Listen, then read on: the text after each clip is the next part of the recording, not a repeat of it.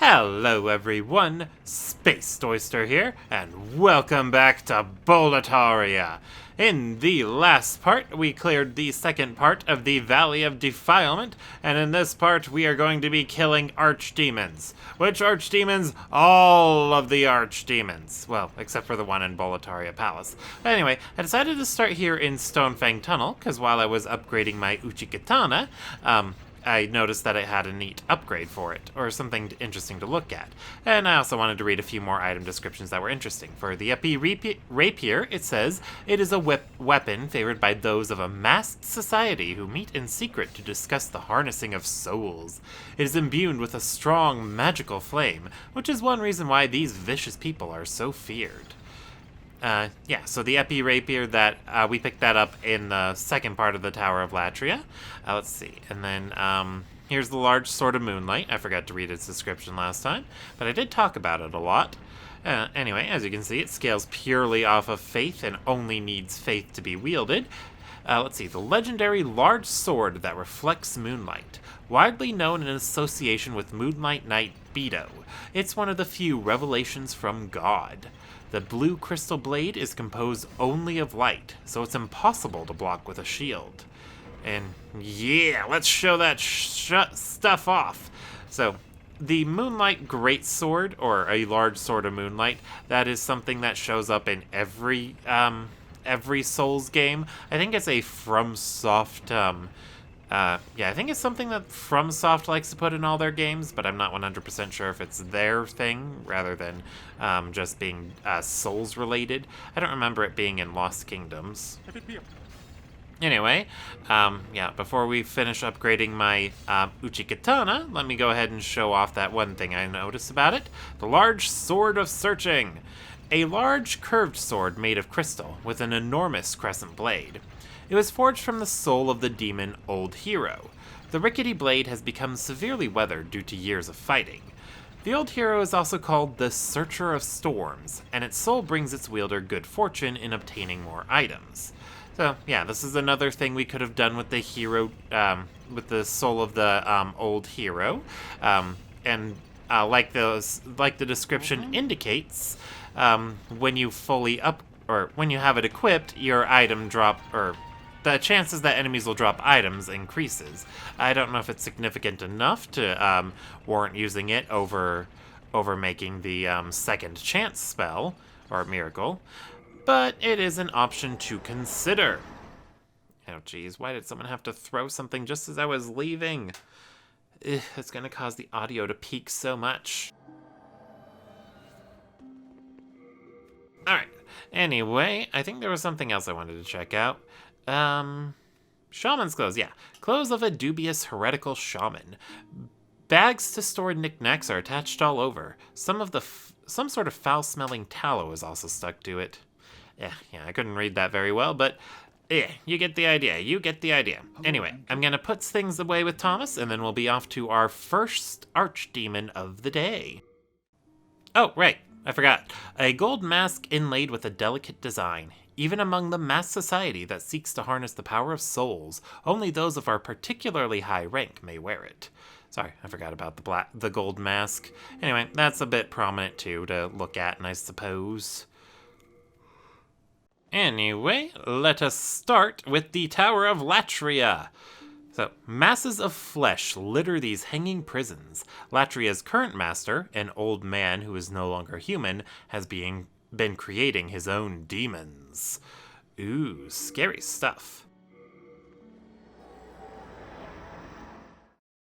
Anyway, the reason I'm starting with the Tower of Latria's final boss is that, the final boss of the Tower of Latria, the Old Monk, it's because it can be potentially the most difficult for me to handle, or I assume it's going to be the most difficult for me to handle. The Old Monk has an air of unpredictability to it, and unlike the other archdemons outside of Boletaria Palace, it's also the most difficult to reach. So, let's get a climbing, and we can get talking about it!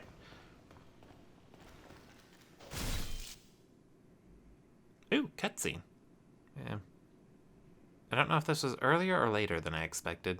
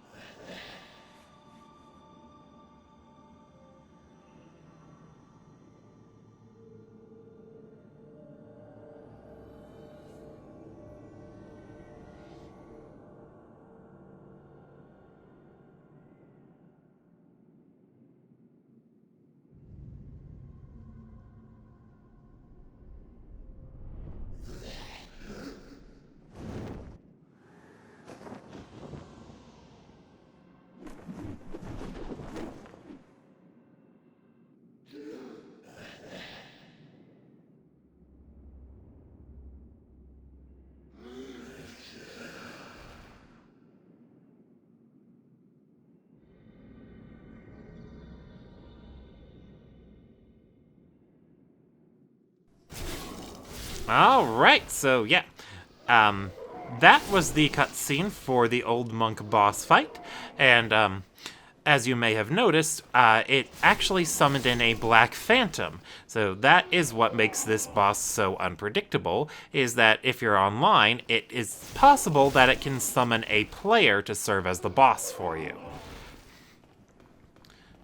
And so how difficult this boss can be depends on whether or not you get invaded, or rather I should say whether or not another player serves as the boss, and then also you have to worry about whether or not and then it depends on your own skill level compared to theirs, and then also if there's any lag. But yeah, there's also 2 Black Phantoms guarding the way up to this boss, so that can be also problematic. Anyway, the reason why I've been mentioning Latria as a hotspot for invasions pretty much this whole playthrough is that a lot of people who might be seeking to become the Old Monk will probably put their summon sign down or try to invade in Latria to become the Old Monk. Of course, the Old Monk isn't just going to look for players who are invading, it's also going to look for anyone who is looking to do co-op. It'll pull you if you put down your sign to be summoned to help someone. So it is possible that you can get summoned to be the boss for this area if you're trying to be to do co-op. So that actually also means that you can also use the Blue Eye Stone to reliably determine whether or not you're going to become the boss. Since normally when you're summoned as a phantom, a message will say up that you're being summoned to another world. But if you get summoned to be the boss, it'll say that you're being summoned as a Black Phantom. So in that case, it keeps you, keeps you on your toes. Alright, anyway, yeah, and then, I didn't get invaded by a player. I just got the regular version of the Old Monk that shows up if a player isn't found. So this guy, he's just going to be a NPC-controlled Black Phantom with a lot of health, who's wielding a pair of claws and is otherwise not all that strong. I do believe he can also pull out the Talisman of Beasts, and throw spells at you, but he's not going to do much. Well, he won't do that pretty often. He'll usually just try to punch you. Do be careful with attacking him overzealously. He is able to parry, so keep that in mind. But otherwise, he's a complete pushover. You shouldn't have any problems with the NPC version of the Old Monk. Ow. Yeah, and then as you may have noticed, little things keep popping out of him. Whoever gets summoned to be the Old Monk, they will have that effect constantly going off. It'll constantly try to, I guess that's the homing soul arrow spell, and it'll just continue to pop up in increasing numbers as the Old Monk runs lower and lower on health. You know, to punish you if you get too greedy. But yeah, that's the whole fight. If you do get summoned to be the Old Monk and you do want a good chance at winning, you can boost the amount of health you have by equipping the Cling Ring. And it also affects your world and character tendency since you are acting as a Black Phantom. So if you... Oh, you obtain the soul of an Archdemon. The thick, colorless fog shall oppress you no more. Ew. Alright, anyway, let's return to the Nexus. But, yeah, if you do get summoned to be the boss and you want to win real bad, equip the Cling Ring to have more health, and do what you can to fight. If you have the spell Firestorm, you can actually hit the host, the person who's coming up to fight you. You can hit them through the fog wall with that spell if you cast it close to the door.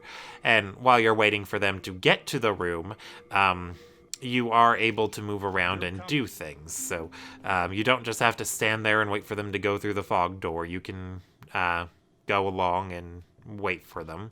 Anyway, let's go ahead and deposit the yellow demon's soul. Oh, right, and then one other thing I should have mentioned about the old monk is that it seemed to hint that the old monk, rather than being the the demon being the guy who was the old monk, it was actually the yellow cloth he was wearing. I do believe there are a few points in time where they reference that the king of Latria returned with that yellow cloth. So, much like with the Adjudicator, the boss itself wasn't the demon, but its headgear was. Alright, and I do believe I've deposited everything I want to put away, so let us carry on. Let's see. Where are we going next? Oh, right, I'm gonna level up a bit, so I'll see. Oh, wait, no, I can't afford to level up. Never mind. Alright. And I did repair my stuff, did I? I did. Okay. Yeah, just wanted to get more arrows. I don't know what I'm doing. Okay, I'll see you guys when we're going on to the next one. Alright, so real quick here, I wanted to show off the description on the Insanity Catalyst. A catalyst wrapped in golden cloth, forged from the soul of the demon Old Monk. It causes insanity in the wielder and drastically increases the strength of spells, but halves the wielder's maximum MP. If you have no dreams for the future, you may want to place your trust in the power of the Golden Garb. So, yeah, I figured it'd be interesting to read the description on that, since I only just recently realized that it's the equipment and such you can make out of the demon's souls that has more of a description on them rather than their soul itself. Which is, well, I both love it and hate it. On the one hand, I do love that you have to put in some effort to learn more about the world, but I also hate it because, you have to put in more effort to learn about the world, and I'm so interested in the world. Anyway, our next boss is going to be here in Stonefang Tunnel. Since ancient times, a fire demon has been sealed in an underground temple filled with dragon bones. Deeper still lies an even larger dragon skeleton. So, yeah, aside from doing the Tower of Latria first, I'm going to go in order. So after this, we're going to go to the Shrine of Storms and then the Valley of Defilement. It would have been nice to go completely in order, but I figured it would be best to tackle the Tower of Latria first, since it could have potentially been the most tedious, or most difficult. But, yeah, now that it's over with, everything should be more straightforward. The other bosses, they aren't necessarily any more or less difficult than the old monk, but since they can't be player characters, they don't have that air of unpredictability to them. Alright, anyway, let's see. I'm gonna go ahead and put some Old Spice there, so that way if I do get KO'd, I can just pop the Old Spice, and then I'll be able to cast Second Chance again. Which could be very, very handy. Alright, anyway, let us enter the boss fog. And here we are! This is Dragon God! Sadly, he is extremely disappointing. Yeah, so this isn't a boss fight, this is a puzzle. And this is going to turn into Metal Gear Souls. We essentially have to wait behind pillars until he loses interest in looking for us. You can usually tell because his eyes will turn yellow. And then he'll, when he spots you, he'll yell and growl and all that fun stuff, and then he goes back to looking for you. And then you just have to move on to the next area. Oh! Well, that was lucky. I think I was supposed to get hit by his punch there, but I must have rolled at exactly the right time. It is safe here.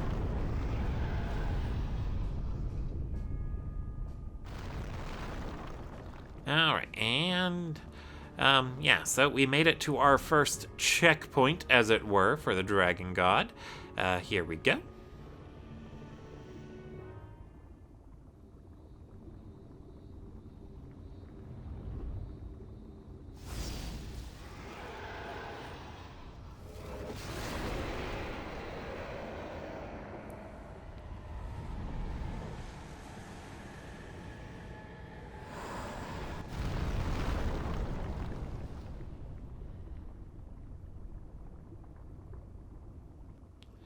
And since I don't know how much of the lore I'm going to discover in-game for him, I'll just go over what I know about him. So the dragon god was revered as an actual god by the Burrowers, who were the original inhabitants of this Stonefang Tunnel. I don't know if there's still any around. Ed and Baldwin, they might be Burrowers, but I wouldn't know for sure. Anyway, they worshipped the dragon god, but they also knew that there was something sinister about it. So they set up those ballista. There's one more we gotta activate in the event that it should ever start to try and break free. So this entire temple dedicated to worshipping it is also dedicated to imprisoning it, which is very neat, I suppose. It's very interesting that they had a god that they worshipped, worshipped and feared simultaneously. Feared enough that they prepared for its eventual return. And then, yeah, I'm not sure what else there is to really say about the dragon god beyond that. There is a sword you can get here at Pure White World Tendency. I would recommend waiting until after you've killed the dragon god in order to go find it, so that way you don't have to stealth as much. Although it is interesting to be able to use it to defeat the dragon god, since that's what it was made for.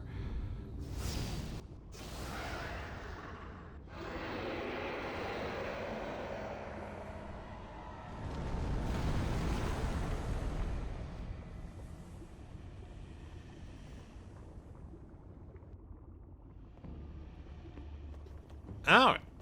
So, yeah, now that we fired both of the ballista, the dragon god is pinned to the ground, and we can just take it down.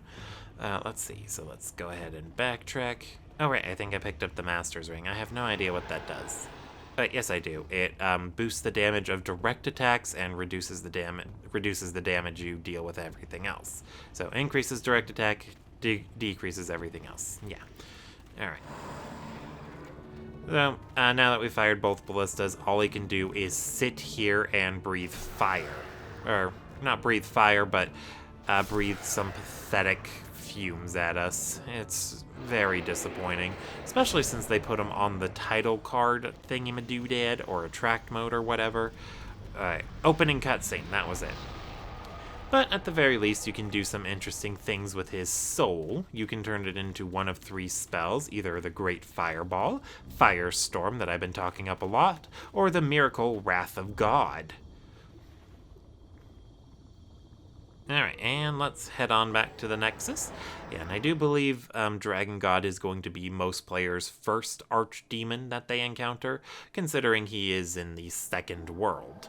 A lot of people are most likely going to go in order, especially since the second world is the most profitable to visit after you've gone through as much of the first world as you can. Anyway, let's go ahead and take a look at the Wrath of God miracle. Since I can't talk to Sage Frake. Anyway, where is it? Where is it? Hidden Soul? No, that's not a new one. I thought it was tied to a Demon Soul, that's why I was looking it over. Let's see, Banish. Banishes black phantoms near the caster to their own world. This miracle is a countersign. Oh, wait, no. Miracle from the Demon Dragon God's soul. Generates a strong blast of force around the caster. This miracle represents the power of God against tremendous maladies. It is one of the greatest miracles, aiding all who are righteous. Yeah. Sorry, I didn't get a chance to read through everything, but since I only have 2 miracle slots, I'm going to stick with Second Chance. Anyway, I'll cut ahead to when we're going on to the boss in the Shrine of Storms, or I should say Archdemon. After purification, Hero's remains are offered to the Storm King. His wings cover the sky, and he is accompanied by storm beasts.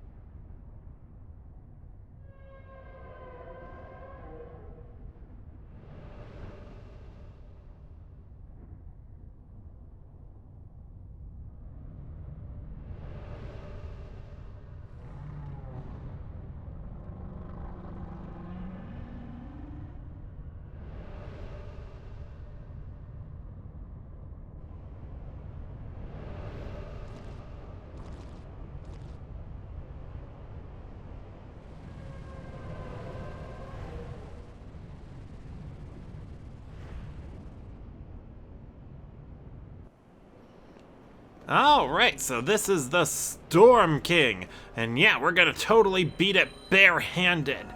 Well, actually, before the Storm King will deign to fight us itself, we actually have to deal with a bunch of the Storm Beasts. So as you can imagine, this is a very range-oriented fight. It's best to approach it with some ability to deal with ranged attacks. And you may already be wondering, well, how are you going to beat it without a weapon equipped? Huh? And the answer... crystal lizards, neat. Anyway, the answer lies over here somewhere. I thought I saw it. Did I see it? Did I overlook it? I think I oh, wait, no, there it is. Wait, I've got a good item. Well, I wish you'd share it. Here we go. So yes, they put this here, the Storm Ruler. This sword has a very unique effect, but only when used in this area. I am so excited to show ya. Yeah, when you swing the Storm Ruler around while fighting it, or while you're in this area, it will shoot out shockwaves that cleave the sky. It'll only do that in this particular part of the Shrine of Storms, though. It does not do that anywhere else. So, the Shrine of Storms, a lot of the lore for it seems to be similar to, well, Final Fantasy XIV of all things, in that your faith tends to make things real. So the Storm King probably was a real god as well, and it being the archdemon in this area is probably a sign of the people's reverence for it. And then the Storm Ruler was a legendary sword of the Shadow Men, so that's probably why it exists and has power here.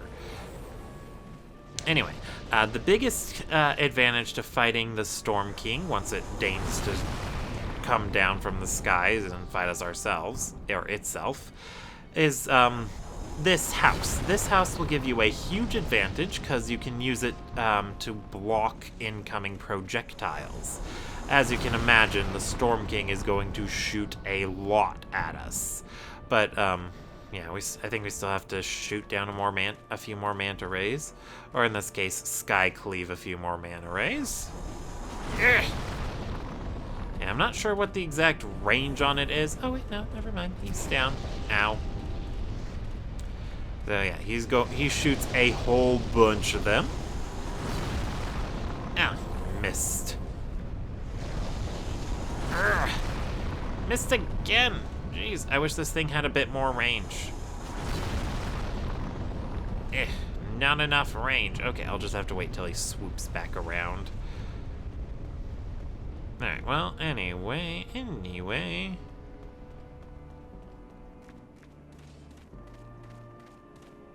Urgh. Yeah, not a very large range, unfortunately. Maybe it doesn't have that much power because I'm not a shadow man who believes in that stuff. But who's to say? Alright, anyway. Rawr! Gotcha! Yeah! I don't know the exact number of hits he can take, but since the Storm Ruler isn't a weapon that I don't think it's affected at all by any upgrades you can apply to it, so you don't need to worry about it. And then, like a lot of things in Demon Souls, oddly enough, it actually gets referenced in later Souls games. In fact, the Storm Ruler makes an appearance in Dark Souls 3 of all places. Oh, right, let's read the description on it. No, I didn't want to unequip it. Let's see. A legendary large sword with a thorny blade, named for one who calms storms. It is said the ancestors of the Shadow Men rended the storms and clouds in the sky with it. Now abandoned, with much of its powers lost. I didn't get to read the last of that. No. Past Space Oyster, you closed the menu too quickly. Ugh. You know what? I'll find a way to do that in post. Let's see. Actually, give me just a second, and I will pull up the rest of that. In the meantime, enjoy the wonderful bean footage. Now, let's see. Come on.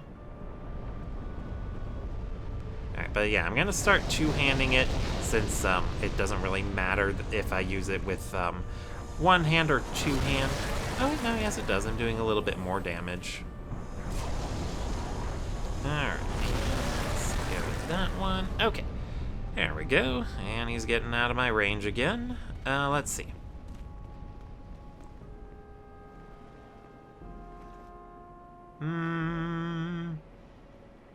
No, that one doesn't have the description on it. Alright, let's try that one then. Alright, here he comes again.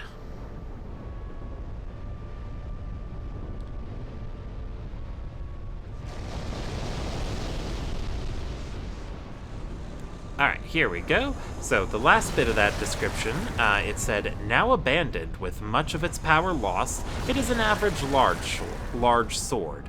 However, if it is used in the monolith forest, where ancestral spirits slumber, you may be able to reawaken its ancient power to rend the sky. And yeah, since it is a sword, and a melee weapon at that, you technically have the ability to defeat everything in Demon Souls using nothing but melee weapons. I would say a melee weapon, but since you have to use the Storm Ruler, and it's not going to be very effective outside of this boss encounter, that doesn't really mean you can kill everything with it. I'm pretty sure you could if you wanted to, but you would have a very rough time killing stuff like Maneater. And yeah, no, let's not get the final shot with my bow.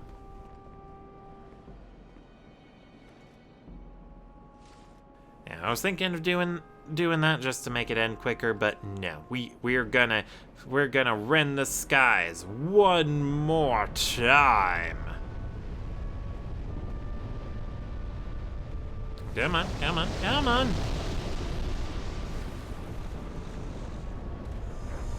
And the demon was destroyed. Ugh.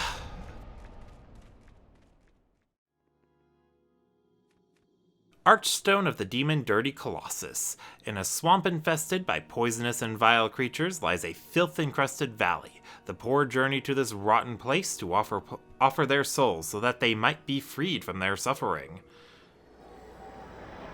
Yeah, the poor as in people, not poor as in, as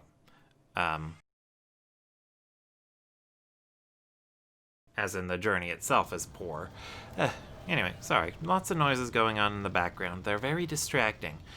Anyway.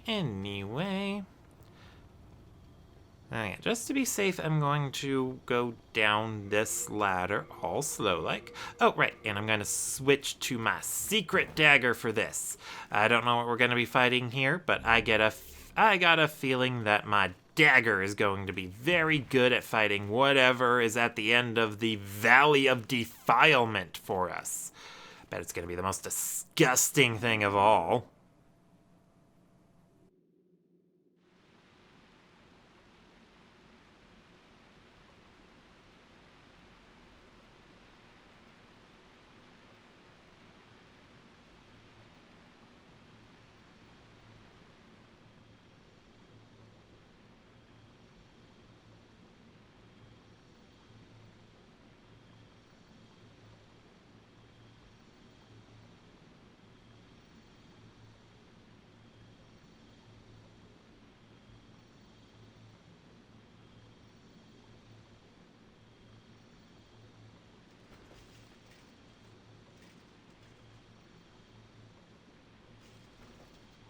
Go forth, Galvinland. May you be unharmed. Oh. Well, okay then. Leave us, Slayer of Demons. This is a sanctuary for the lost and wretched. There is nothing here for you to pillage or plunder. Please, leave quietly. Alright, so yeah, Maiden Astraea is the archdemon in the Valley of Defilement. What a twist! I didn't talk enough to NPCs to hear.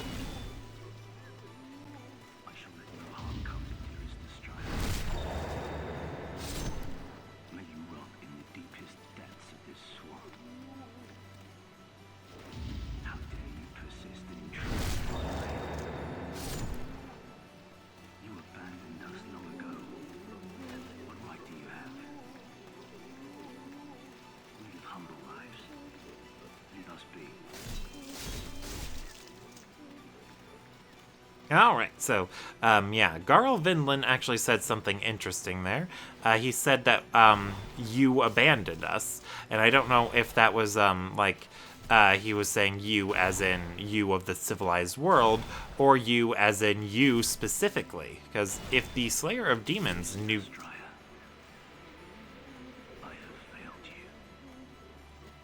if the Slayer of Demons knew these two before coming to Boletaria, then that could be very, very intriguing.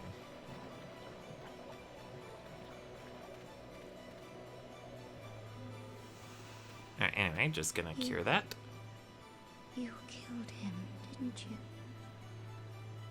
Very well. I can no longer resist you. Do as you like. Take your precious demon soul.